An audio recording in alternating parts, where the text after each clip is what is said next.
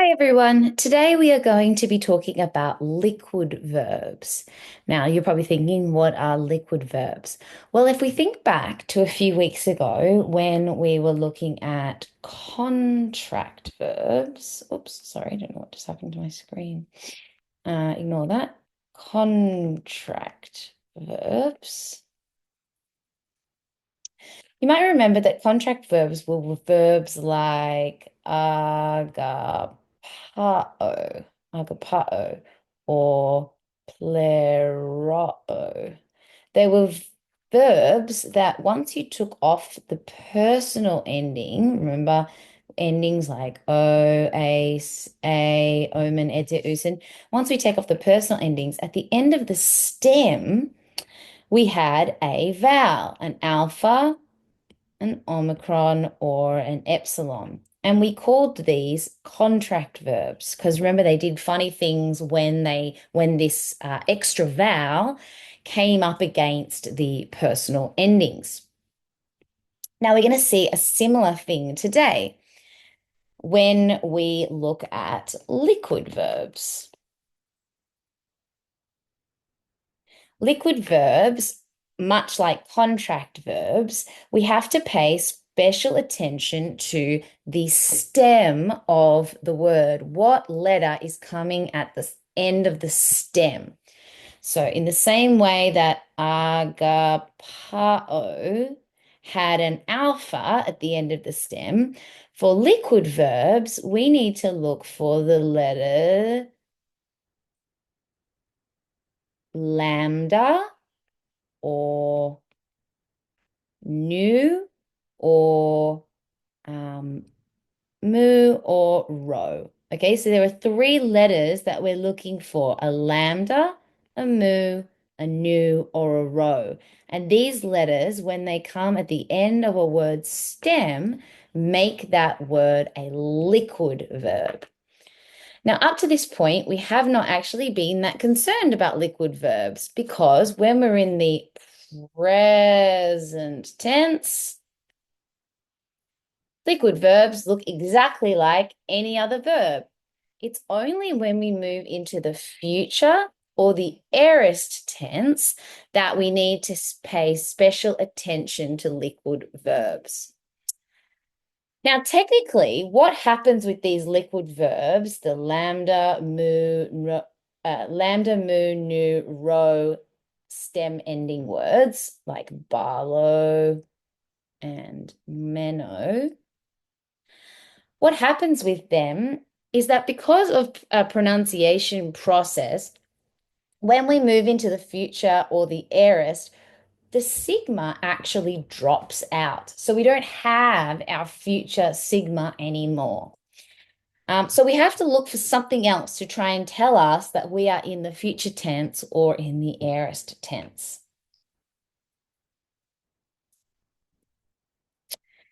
Technically, what happens with liquid verbs is that if I wanted to change a word like meno from the present tense into the future tense, meno means I remain.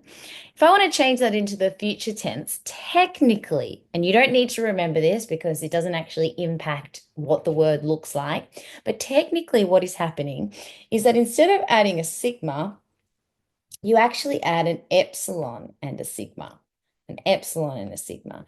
But that sigma doesn't like to be stuck between two vowels, and so the sigma drops out. And what we're then left with is two vowels clashing up against each other. And remember how I said at the start, this is similar to contract verbs. What happens when you have an epsilon and an omicron coming together? They turn into one diphthong, which is an oo sound. And that's exactly what ends up happening to our liquid verbs when they go into the future tense. Now, stay with me. I promise you this will make sense in a moment. On the right side of our screen here, we have boy eo in the present tense. Present tense of poieo. And you might remember that when poieo declines, it goes poio, poies, poie, poiumen, poiete, poiusen. Poio, poies, poie, poiumen, poiete, poiusem.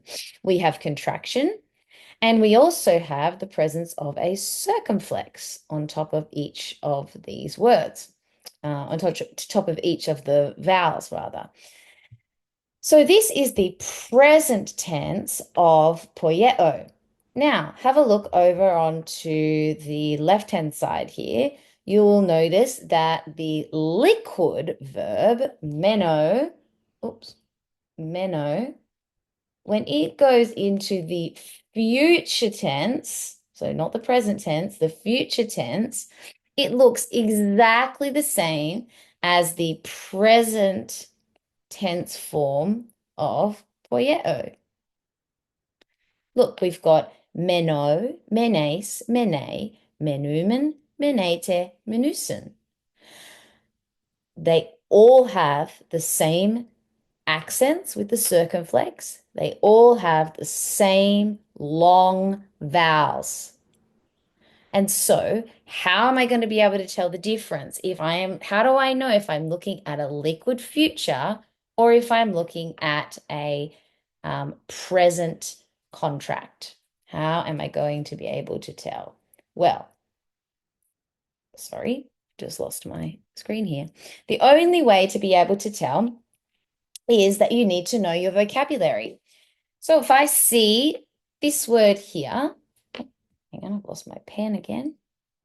If I see this word here, poies, I see the presence of a circumflex. And I think to myself, what does that come from? It comes from poieo.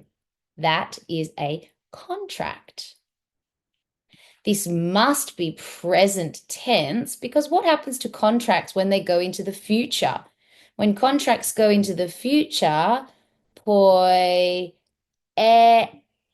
no. What happens when they go into the future? Poi,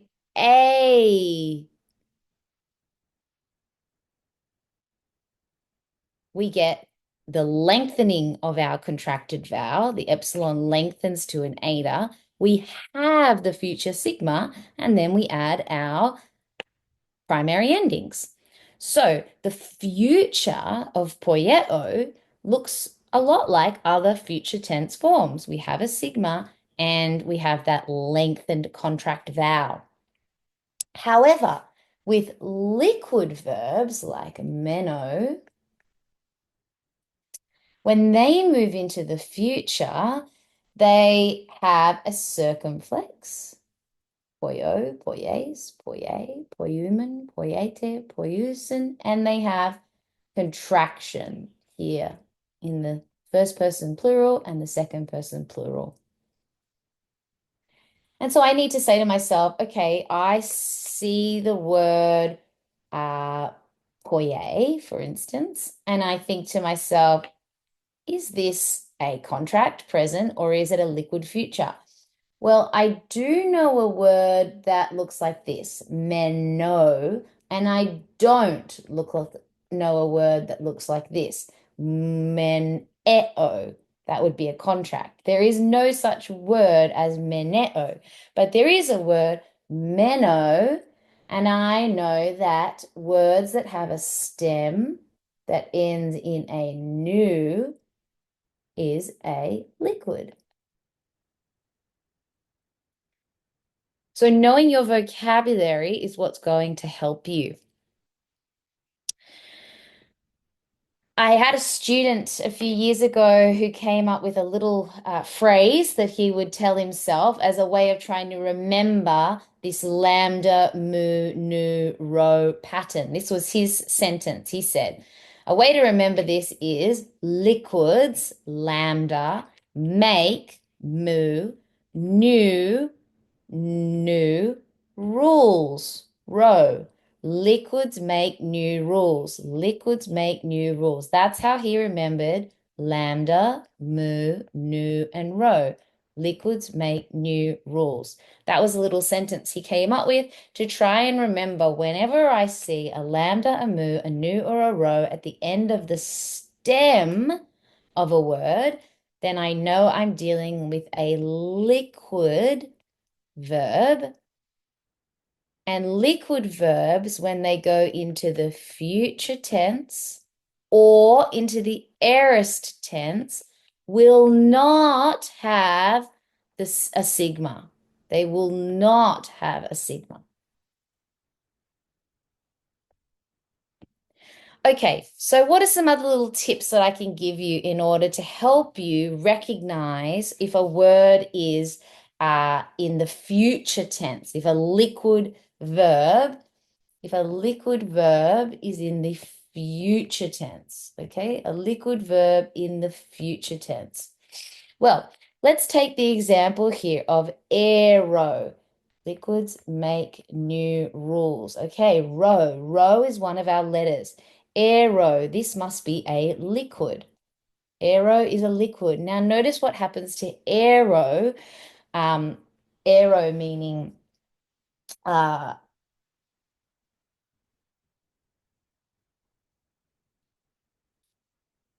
sorry, I've just had a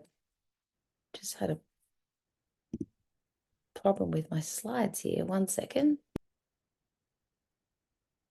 Take up or to rise. So aero meaning to take up or to rise. When this goes into the future tense, there is no sigma. There is, however, the presence of a circumflex. So it looks like a present contract. But one more thing tends to happen when words go into the future, when they're a liquid. One of the things that happens is that if you have an iota in the stem of the word, like we have here in aero, that iota will often jump out. So the third thing that happens is not only do we not have a sigma and we have the presence of a circumflex, so it looks like a present contract, we usually have a slight spelling change. So in this instance, aero, that iota drops out and it becomes aro, aro. The same thing happens with agero, agero, agero meaning I rise. And when it goes into the future, no sigma, we have the presence of a circumflex and that iota has dropped out, agero.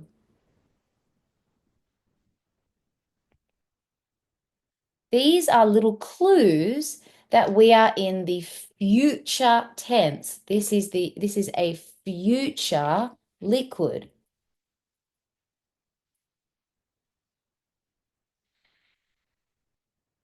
So, just to recap, I see a word like RO and I think to myself, is this a present tense? It is a present contract. No, it can't be a present contract because I don't know a word that's spelt like this, areo, for instance. That word doesn't exist. However, I do know that words that end in a lambda, mu, nu, or a rho are what we call liquids. And liquids, when they go into the future, have no sigma, but they do have a circumflex, which means they look like present contracts. Okay. And I'm guessing that this is coming from aero, which means that there has been a slight spelling change. So these are all the little clues that we have that RO is a future liquid. I will, I will take up. I will take up. Or egero, I will rise. These are both future liquids. Here's another example. You could also have words like a pungalo or apostolo or barlow, which have two lambdas. And they also have a spelling change when they go into the future. Notice here that one of the lambdas drops out.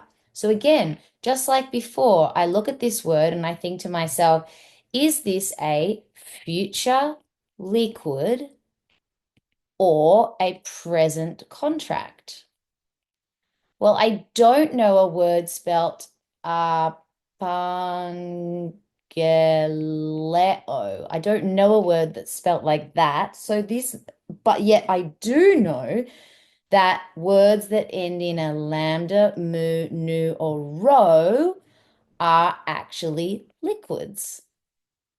I see that there is no sigma, but there is a circumflex and there's been a spelling change.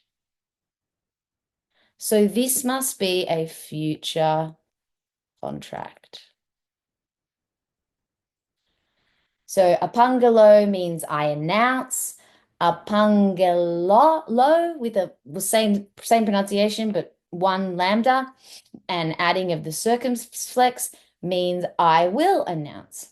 Apostolo, I send. Apostolo with one lambda and the circumflex, I will send. Barlow, I throw. Barlow with one lambda and the circumflex, I will throw.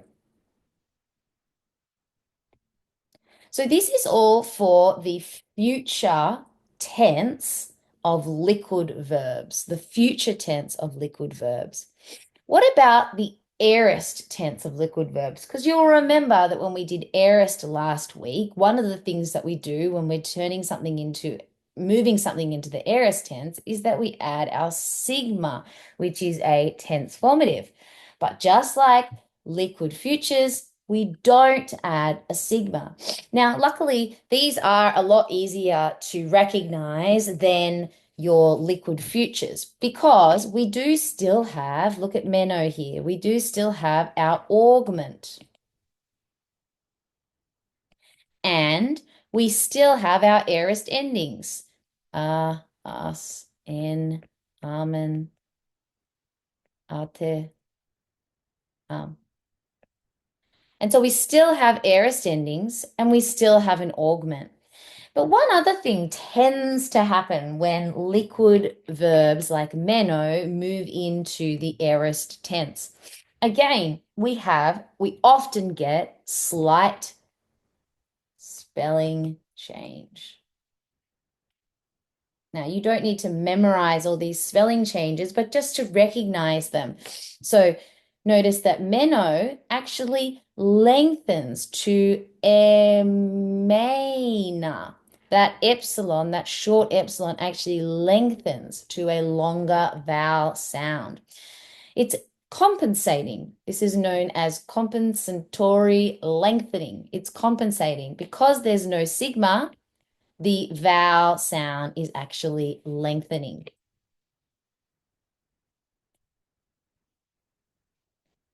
So this is what meno, I remain, looks like when it's in the aorist. Even though there's no sigma, you'll see here that we've got our augment, our past time augment, and we've got our aorist endings, us, and amen, ate, an.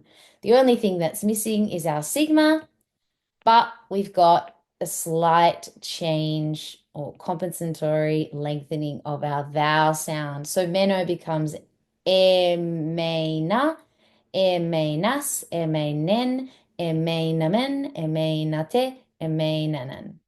This is I remained, you remained, he remained, we remained, yous remained, they remained. The aorist form of liquid verbs, as I've already said, they drop out their sigma, but something else tends to happen.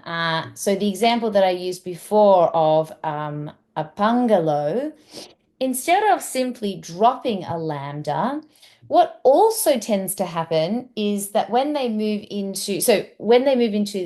bungalow moves into the future, one of the lambdas drops out and we add the circumflex. But when we move into the aorist, instead of dropping the lambda out, it actually just changes into an iota. And so again, we get that lengthening vowel sound. We also get our aorist endings. And for a word like a bungalow, which is a contract, oh, sorry, not a contract, a compound verb, we get our augment at the end of the preposition. So a bungalow becomes a pangela. I can't say it. A pangala, a pangala. So there's the augments in there, and we've got that slight spelling change, our alpha endings. If the stem has an iota, this iota will sometimes drop out. So for instance, the word aero, when that moved into the future, it became row like this. So the iota dropped out. We added on our circumflex. When it moves into the aorist, we have our augment. So the alpha lengthens to an eta. The iota drops out, and then we get our aorist endings.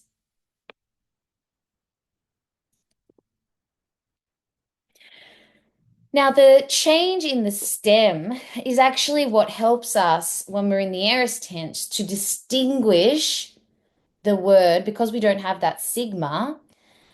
It's what helps us to distinguish from the imperfect. So this first example here is the imperfect of meno. The imperfect of meno, emenen, he was remaining. And look at the aorist. The aorist is emanen. The only thing that is distinguishing these two words, because there's no sigma, is the change in spelling.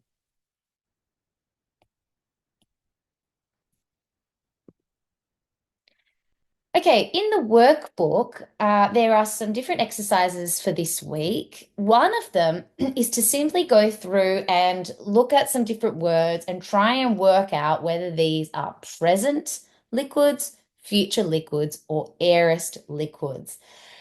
So I'm going to do a few of them with you now. Looking at this first example, ageromai. This comes from the word agero, which means I rise. And we notice that there's no circumflex, so we're not in the future. And there's no augment.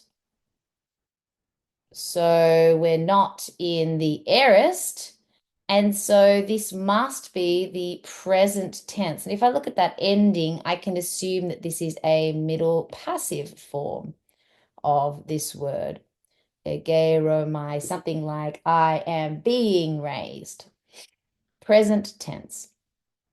The next example here, erate. This comes from the word aero that we just looked at before.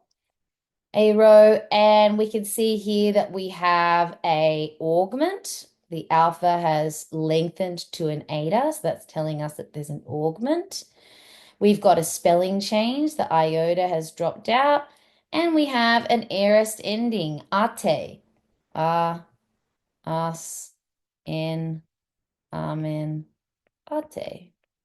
And so I can confidently say that this is an aorist form of aero. What about this last one here? Apangale. This must come from the word bungalow. And so I notice here that we have a spelling change. One of our lambdas has dropped out, and we have the presence of the circumflex. And those two things, along with the fact that there's no augments, telling me that this must be a future liquid.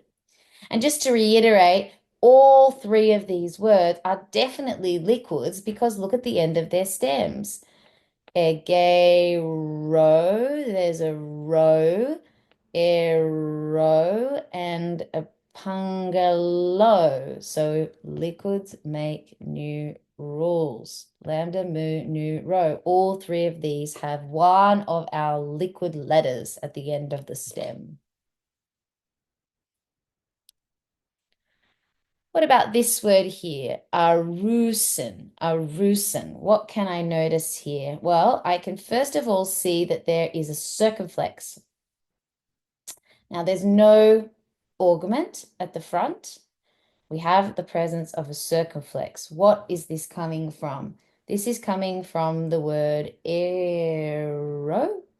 And so we also can see here that there's a spelling change. So a spelling change, the presence of a circumflex, this is telling me this must be a future active indicative of this liquid verb, ero.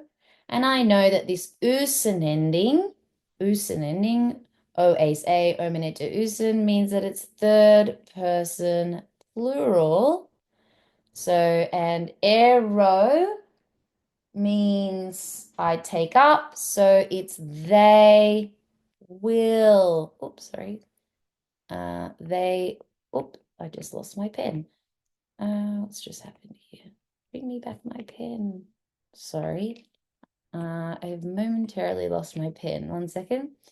They will take up would be the translation. Let's do one more. No, apengelean. We saw this one before. It comes from, oops, sorry. Gelo, meaning I send. And we've got an augment here. Our alpha has lengthened to an eta. So this is telling me that I'm either in the aorist or the imperfect because of that. But we have a spelling change. One of our lambdas has changed into an iota, and we have our aorist endings. So we know that this must be an aorist active indicative. And if I think about my aorist endings, us, in, amen, ate, an, this is a third person plural. Okay, we'll have a little go at that and some of the exercises that are in the workbook.